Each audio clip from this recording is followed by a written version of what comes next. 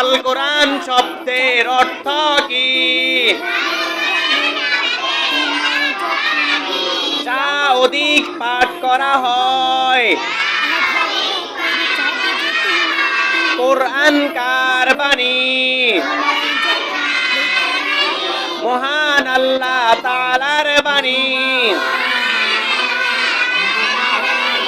কোরআন কার উপর নাজিল হয়েছে?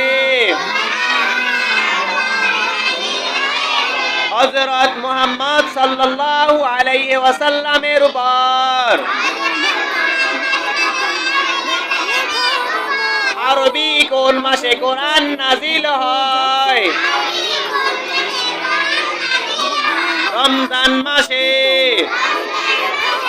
কোরআন কত বছরে নাজিল হয়?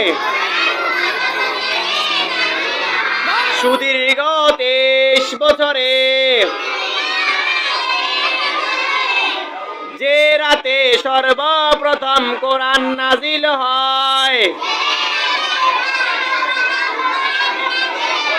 সেই রাতকে কি বলে? লাইলাতুল কদর। পুরো কোরআন মসজিদে কয়টি পারা ভাগ হয়েছে?